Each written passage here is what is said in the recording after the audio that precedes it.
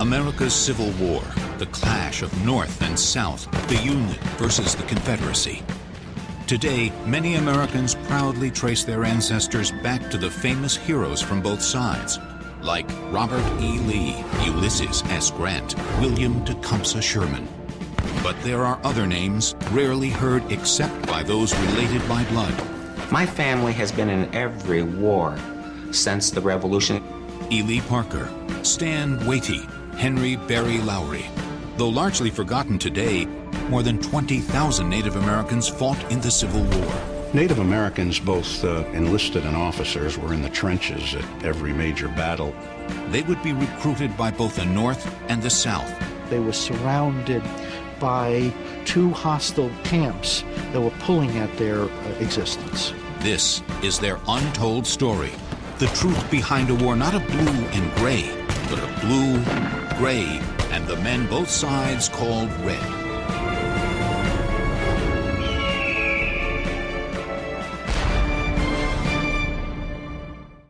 It is the spring of 1861.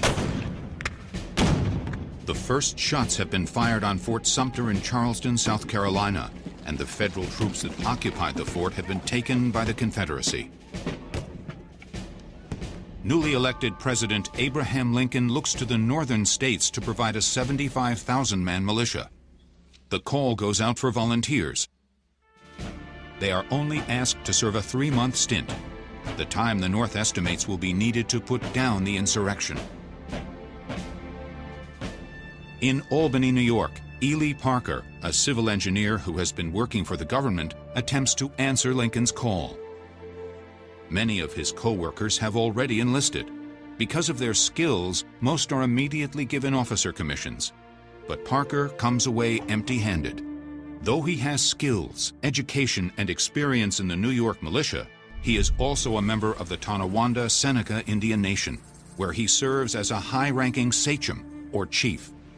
In the early part of the war, until May of 1862, there was no Native American allowed into a regiment in Western New York. There was racial discrimination reflected in the recruiting office, and also there was confusion because Native Americans weren't citizens. And the question is whether you could enlist non-citizen Native Americans into regiments. Parker appeals the decision to Secretary of State William Seward, to no avail. This, he is told, is a white man's war. But Parker is determined. He continues to press his case and recruits some powerful friends to lobby on his behalf, including one he met several years before. He served as an assistant engineer on the Genesee Valley Canal, and that experience brought him eventually to Galena, Illinois. Became fast friends with a worker in a harness store named Ulysses S. Grant. The two men, both with military backgrounds, also share a common frustration. Though Grant is a West Point graduate and a veteran of the Mexican War, his career has stalled, and he is reduced to working at his parents' store. Parker, who had been refused entry to the New York bar because of his race, can sympathize. He was an engineer, he was a lawyer, although not allowed to practice that. Their friendship is cemented when Parker comes to Grant's aid during a fight in a local tavern. Back to back, they take on all comers. It is a gesture that Grant, a man known for his loyalty, will never forget. And that friendship that he made in the 1850s was to change his life forever. After the Civil War restarts his military career, Grant helps his old friend obtain a captain's commission, then makes a place for Parker on his own military staff. When Grant is appointed to the head of the Army of the Potomac in March of 1864, he takes Ely Parker with him. He recruits Parker to become his military secretary, and he serves in that role through the end of the war. Ely is at his side every moment, including the battles themselves. Grant's staff would stay behind to do things, and Ely would be right at Grant's side in those battles. By the end of 1863, Ely Parker was only one of many Native Americans in the field. The Union has come to realize, after being routed at Bull Run in Manassas, Virginia during the summer of 1861, that this will be no short-term war. Recruits will be needed for years, not months, as was once hoped, and Northern recruiting practices have changed accordingly. At the beginning of the Civil War, it was primarily a white man's war. White men went to the colors, signed up, and there was no need for Native Americans. As the war continued, it became a butcher shop's list. Many men were being killed, they were sent home, they were sick, they were dying by the thousands. And many people were needed now. Any man who could carry a musket was needed. And that's when the Native Americans were allowed to come into the ranks. The massive casualties created a need for a population that the government until now had had little use for. From the moment the Mayflower landed at Plymouth Rock, according to the whites, there was an Indian problem. This became the official business of Congress in 1830 when they passed the Indian Removal Act. This allowed them to take eastern tribes from their traditional homelands that they had perhaps been on for centuries, and they could move them to the unceded lands in the West. For decades, as the white population moved westward, the government pushed Native Americans to either assimilate or leave. By the start of the war, some 90,000 native peoples had relocated to what is now Oklahoma. East of the Mississippi, there are only pockets of Native Americans left living on the fringes of white society in New York, Michigan, and the South. In the West, however, there is open warfare, as the indigenous tribes clash with the whites, drawn by the California Gold Rush and the opening of the Oregon Trail. There were uprisings all throughout the West, in California, Arizona, Utah, and it would take the Army 20 more years to get the West under control. But the tribes of the East are now seen as potential allies. Though each side will use propaganda criticizing the other for employing savages in battle, both North and South offer Native Americans higher and higher bounties to sign up. The Indians know they will get a $50 federal bounty, they will get a $25 state bounty, and that they will be paid $13 a month like every regular soldier in the regiment. The money was a big incentive. Other promises are made or implied. There may be rewards and recognition after the war, if they join the winning side. Some, like the Cherokees, saw the advantages of joining the Confederacy based on the fact that the Confederacy offered a position within the Confederate Congress in Richmond, the idea that they could be spokespersons in the Confederate Congress. Many Native Americans decided to join the Union Army to save the lands that they still possessed in the North. And they figured if they joined the Army, they would then have a stake in their country, and their country would recognize that. At least 20,000 Native Americans respond to these overtures, though some estimates put the number closer to 30,000.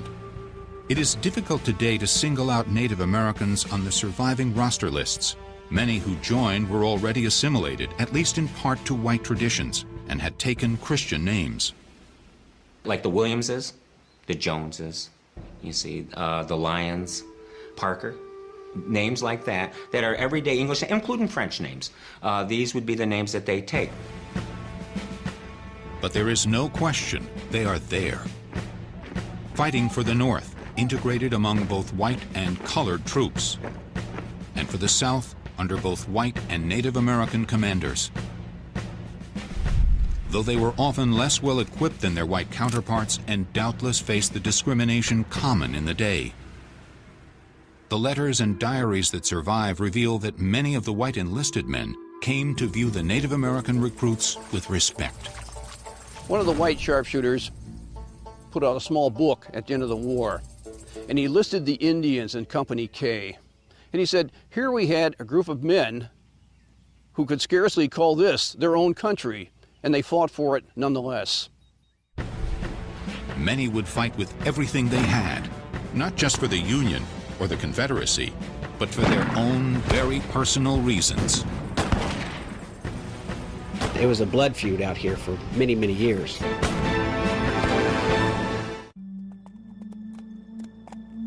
June 23, 1865. Nearly 3 months have passed since the fall of Petersburg, when the last of the Virginia blockades was broken and the Confederate capital in Richmond was finally breached. It has been more than 2 months since the commanders of the two weary armies met to sign the terms of surrender at the nearby outpost of Appomattox. But for some, the war is not yet over. One last act has yet to be played out at a prearranged spot not far from Fort Towson in what is now Oklahoma. An aging man in battle-worn clothes appears. He is Stand Watie, a brilliant Cherokee leader and tactician, the highest-ranking Native American in the Confederate Army, and the last Confederate general to surrender. He will do so under his own terms.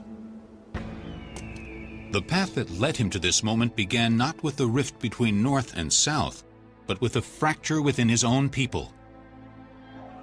The breaking point came 3 decades before over a policy by the American government known as Indian removal.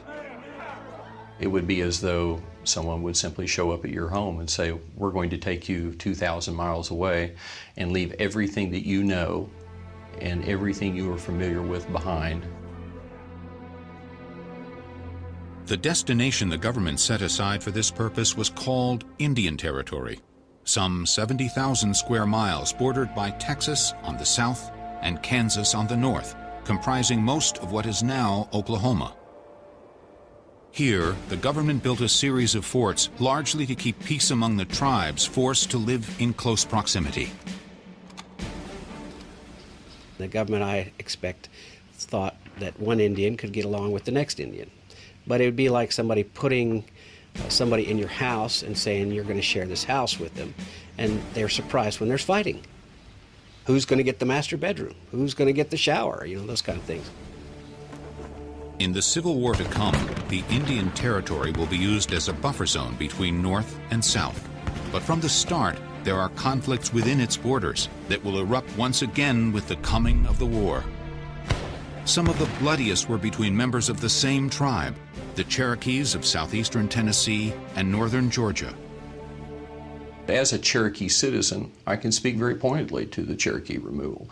It meant internal division. It meant civil war inside of the Cherokee Nation.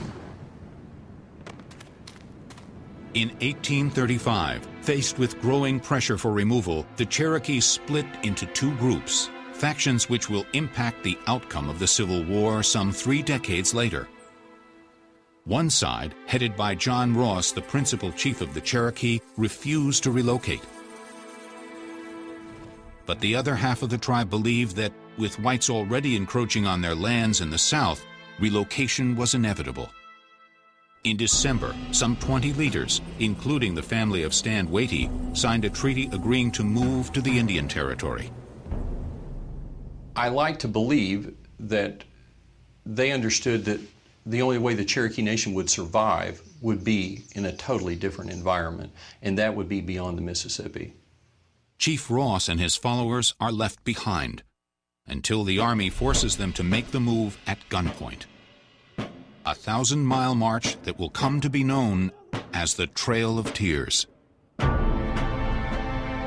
When Ross, whose wife died along with 4,000 Cherokees on the trail, finally arrived in Indian Territory, the stage is set for revenge against those who signed the treaty.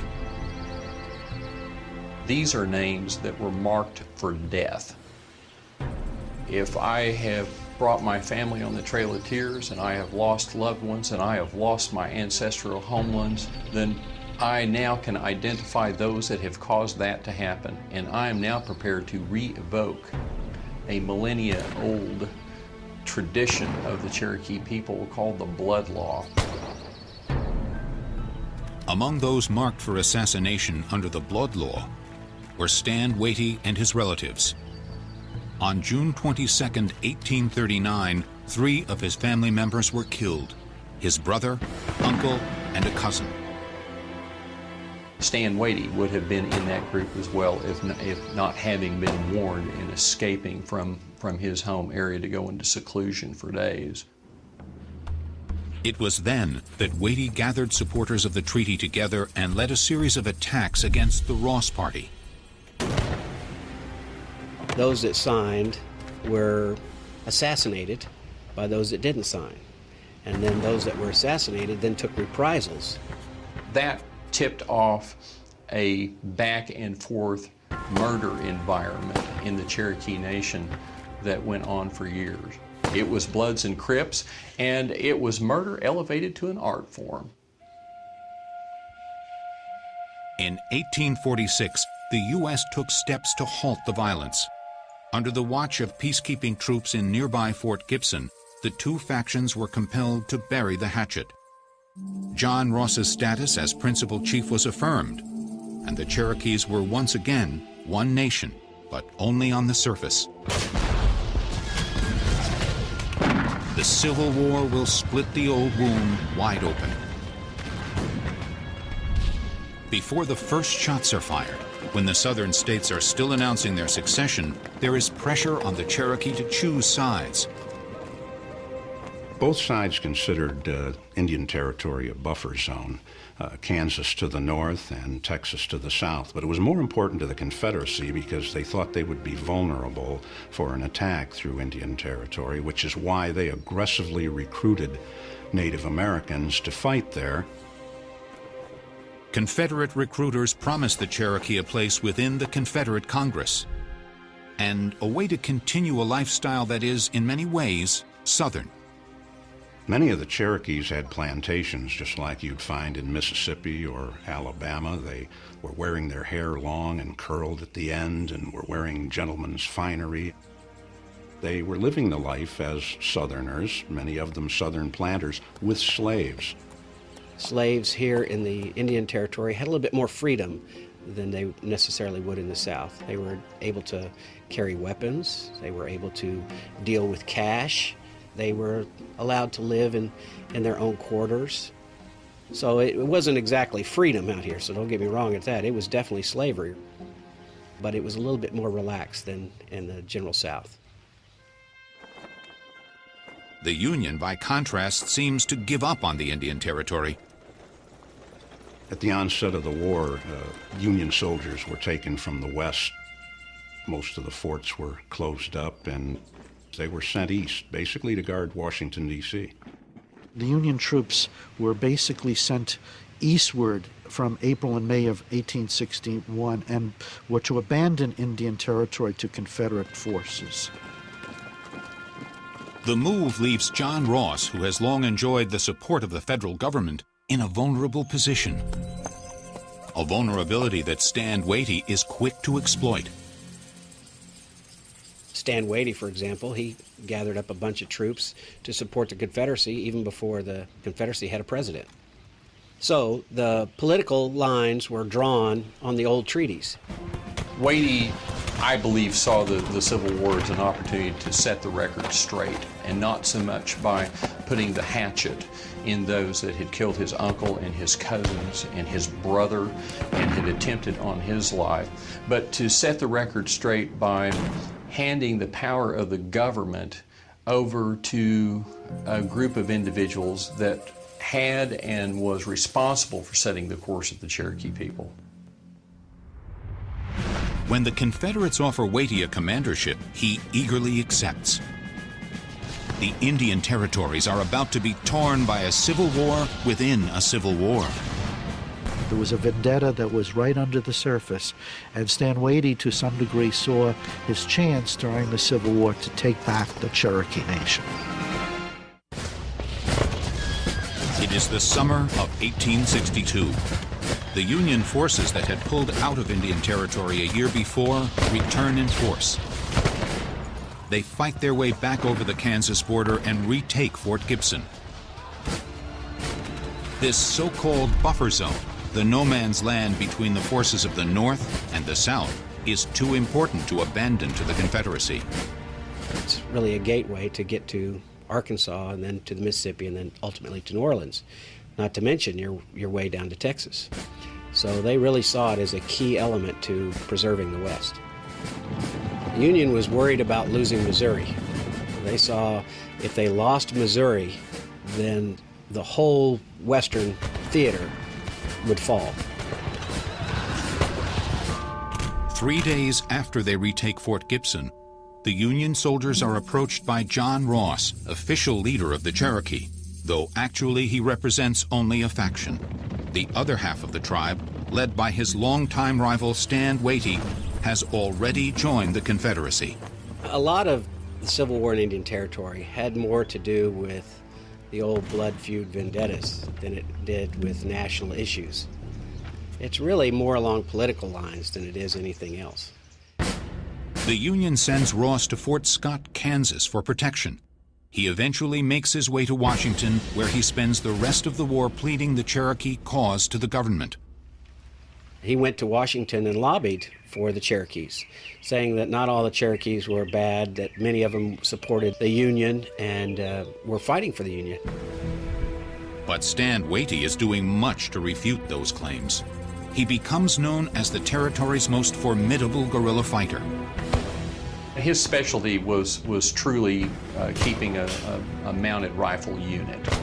It's really kind of an 1840s terminology in the Army used to describe what we today would term as a Green Beret unit. These were highly mobile individuals with a wide variety of skills that could live off of the land, and they could hit very hard and totally dissipate into the countryside. Early on, Watie participates in several regimented battles in and around Indian Territory. Most notably, the Battle of Wilson's Creek in 1861, after which he is made a colonel in the Confederate Army. But he soon decides that conventional warfare is not for him.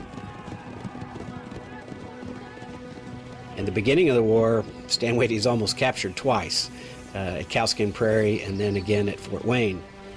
And he learned from that very quickly that he didn't want to do a set piece with the Union because they were generally better equipped and better trained. And that's do a set piece battle, Napoleonic style. In 1862, when the Union Army returns to Indian Territory, Watie finds a more suitable target. Stand Watie saw to it that not only Fort Gibson was being harassed after its reoccupation by federal troops, but their supply lines coming out of Fort Scott, Kansas were under constant harassment or seizure by Stand Watie and his men. Any Union soldier who leaves the safety of the fort risks a deadly encounter. He became a hit-and-run artist, and he was very good at it. That success is reflected in the unorthodox appearance of his men. Watie's boys are accused many times of being dressed as Federals. The Confederacy wasn't able to send them uniforms or equipment or ammunition or food. So the only place that the Confederates, if they wanted to keep themselves fed, clothed, and supplied with ammunition, was to take it from the Union. Supplies of any kind are scarce in Indian Territory. In the course of the war, nearly every settlement is put to the torch. More than 90 battles will be fought in its streets and fields as the Confederates use it to draw in and bog down more and more Union troops. To a large extent, it was a way to divert Union attention from the Eastern Front. And that was one of the centers of the strategy of the Confederacy. Each time a major Confederate campaign is launched in the East, Stand Watie redoubles his attacks along the Kansas border, drawing Union soldiers away from where they are needed most. The frustrated Federal troops make Watie their primary target, as his daring raids capture the imagination of the public and the press, which dubs him the Red Fox. They called Stand Watie the Red Fox because he was slippery and hard to catch. And he'd appear when you would at least expect him to, getting your chickens out of the chicken coop, so to speak. But Watie's greatest fame comes near the end of the war, shortly after his promotion to Brigadier General. In the summer of 1864, Watie learns from a prisoner of war that a Union wagon train bearing $1 million worth of supplies is about to leave Fort Scott for Fort Gibson. They're supplying about 3,000 troops and about 9,000 refugees. So that's a lot of food supplies, tonnage, clothing that all has to come down in here. 300 wagons pulled by 4 up mules, so it was huge. Watie knows the route they will take. He confers with one of his white counterparts, a Texas brigadier general named Richard Gannot, and outlines a daring plan of attack. On September 18th, the two generals gather some 2,000 troops, half white, half Cherokee, on the high bluffs around Cabin Creek. As darkness falls, they approach the spot where the wagon train, guarded by about 460 well-armed federal troops, has camped for the night. Troops are bedded down for the most part. You know, they got their boots off, they got their shoes off, their rifles are stacked. They're either in their tents or laying out on the stars, and they're asleep. Mules are quietly grazing. Under cover of darkness, Watie's men ford the creek and approach from the west. Gannot's men close in from the east. The creek itself becomes their third flank. Their first target, however, is not the sleeping men, but the mules tethered a short distance away. And the next thing you know, there's cannon fire. The mules stampede, taking with them the only chance the Union has to move their wagons out of the line of fire.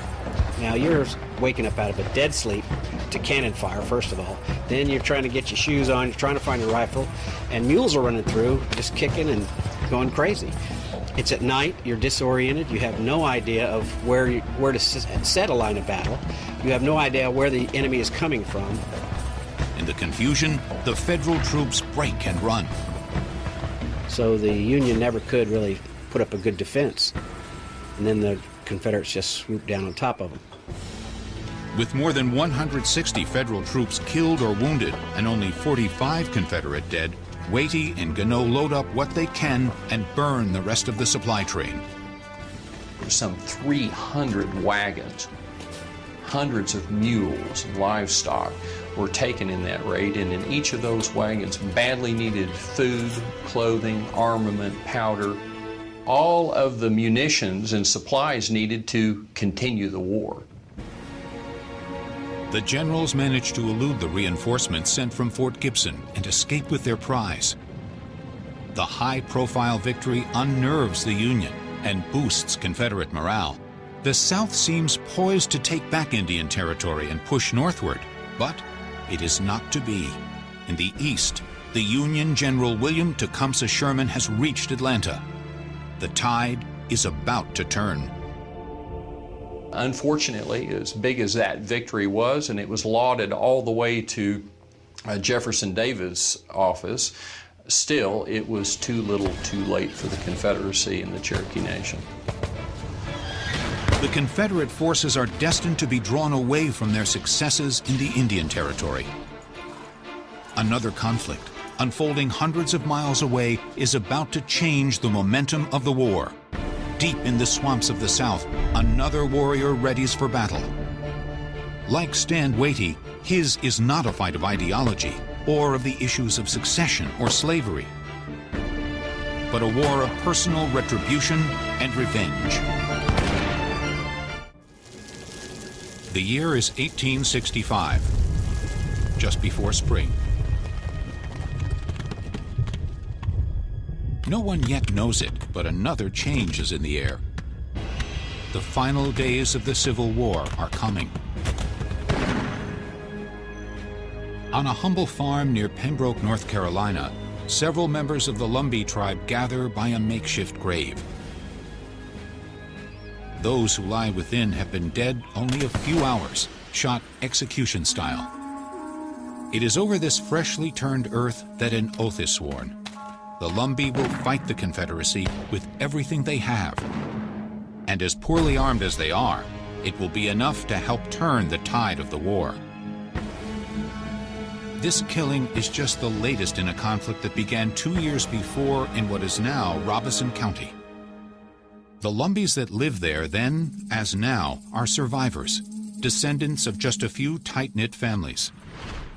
Unlike the many Native Americans who were forcibly removed west, the Lumbees continue to exist on the fringes of society. They were disenfranchised and they lived on the edges of the swamp. Their fear of the outside world led them to retreat into less accessible areas of the South for survival. That's to a large extent why they're there today, why they have survived, by being hidden within Southern society. By staying largely out of sight, the Lumbees avoid many of the restrictions being brought to bear on Native peoples living in the South. In 1831, there was a major slave rebellion called the Nat Turner Rebellion in Southampton County, Virginia. The result was the South began to pass all kinds of laws restricting movements of people of color, including Native Americans, fearing that Native Americans and African Americans would ally. The legislature took away the right to vote, the right to testify against whites, the right to be on juries. But in 1840, the General Assembly decided that people who were non-whites could not carry or possess firearms. But in 1861, with the coming of the war, the Lumbees lose their carefully guarded anonymity. They are suddenly subject to a new kind of scrutiny, not as free persons of color, but as free labor. The Confederacy embarked on a very ambitious engineering project, and they decided to build a system of elaborate forts that would protect the town of Wilmington, which was their main port. It had all of their destroyers, and the Confederate Navy was also stationed there. Built near the mouth of the Cape Fear River out of earth, sand, and timbers, Fort Fisher will become the largest Southern fortification built during the war, with batteries reaching as high as 60 feet. The Confederates started building this massive fort that they called it the Gibraltar of the South Atlantic. But they needed labor to build this fortification. It was a yellow fever epidemic that took away about 10% of the labor force, and then others had just run off because it was backbreaking work. So the Confederacy decided that they would use slaves to help out, but they also decided that the Lumbee tribe would be conscripted. The conscripts are forced to work long hours with little food or rest, often standing waist-deep in water, exposed to malaria and yellow fever. The conditions at Fort Fisher were terrible, but also the fact that the Native Americans were put into a slave status antagonized the Native Americans, the Lumbees especially, because they had always prided themselves as being independent peoples. But it does not take long for this independence to reassert itself. During this time of hard labor, many of the Lumbee young men were able to escape, and they took to the impenetrable swampland, which was a practice called lying out.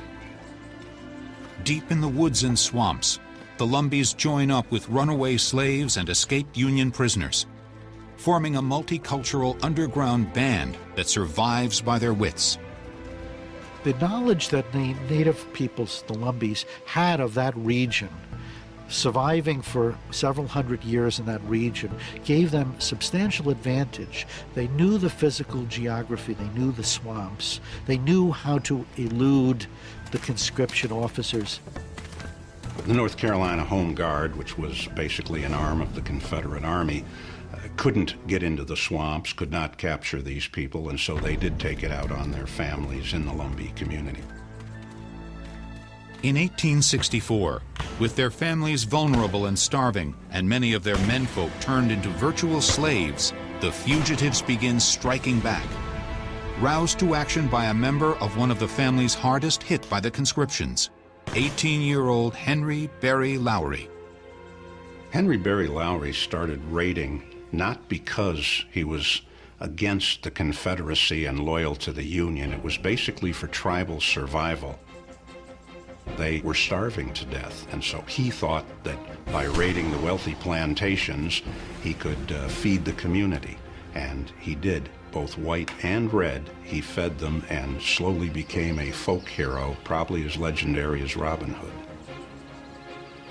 Over time, the raiders grow bolder and more violent. They began to retaliate against the home guards who conscripted them. Henry Berry would go out and target certain people, the wealthy plantation owners. He would not harm them, whereas the people who were conscripting Lumbee men, he would kill them. The Confederate Home Guard extract their own retribution for these attacks. One of the most brutal reprisals comes in the spring of 1865 on the Lowry family farm. Allen Lowry, Henry Berry's father, was accused of stealing livestock and harboring Union soldiers. The Home Guard came to investigate, and they arrested Allen and his brother. Some versions of the story state that Henry Berry Lowry was not home at that time, but most claim that he was hiding in the bushes and watched as his father and his uncle dug their own graves and were shot dead. It is over this grave that Henry Berry Lowry and his band swear to do all they can to thwart the Confederacy. Fate presents them with an opportunity just days later. In March of 1865, General William Tecumseh Sherman, having burned Atlanta and made his legendary march to the sea, is called to return north.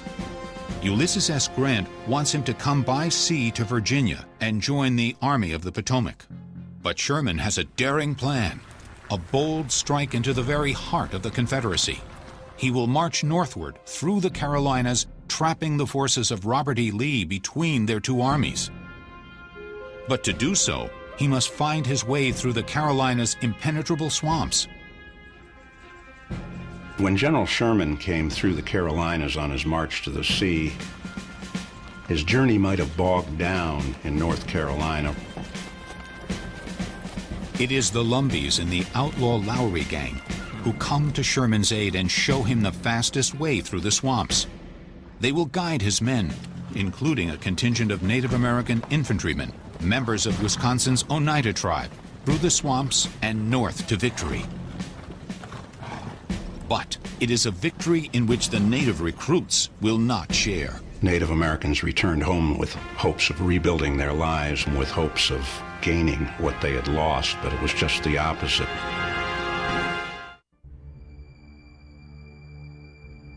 Appomattox, Virginia, April 9, 1865. In the waning days of the Civil War, Robert E. Lee and Ulysses S. Grant negotiate the terms of the Confederate surrender. Keeping the record of the terms is Grant's right-hand man, Ely Parker, a high-ranking member of the Tonawanda Seneca Nation. He actually drew up the Articles of Surrender under orders from General Grant that General Lee signed at Appomattox. It takes several weeks for the news to reach Indian Territory, in what is now Oklahoma. There, Cherokee leader and Confederate Brigadier General Stand Watie reacts with disbelief. He knows little of the disasters the Confederates have been suffering in the Eastern Theater, which has been overrun by the returning armies of William Tecumseh Sherman. He has only seen successes of late along the Kansas border, successes that owe much to the guerrilla skills of his Cherokee forces. Although stellar battle victories, the war was in fact lost from under his feet. It will be nearly 3 months after Lee's surrender that Watie finally lays down his arms. He will go down in history as the last Confederate general to surrender. But even then, he does so only after the government meets his terms. Well, he's negotiating because the United States is prepared to negotiate. Basically says we're having to put our arms down, but we have shown, despite the odds, that we are a fierce people and we will fight till we can't fight anymore. Watie extracts a promise from the government that the property of the Cherokees, even those who fought for the Confederacy, will be protected from encroachment. But it is a promise that will never be kept. In fact, they started losing more of their entitlements and were made to suffer even further by the threat of losing their land. The U.S. government now maintains that because Stand Watie and other Cherokees sided with the Confederacy, the land treaties they had negotiated before the war are null and void. The new agreements will be far less favorable. By the time that the Treaty of 1866 was struck, there was one intent on the part of the United States to once again erode away and to diminish the power and stability of the Cherokee Nation. Between 1889 and 1906, what had been Indian territory is subjected to a series of land runs. 3 million acres of what will be the state of Oklahoma are open to white settlement. Stand Watie's old enemy John Ross dies in Washington in 1866, a chief in name only, in self-imposed exile from the Cherokee Nation. Stand Watie returns to his lands but suffers a series of financial and personal setbacks after the war.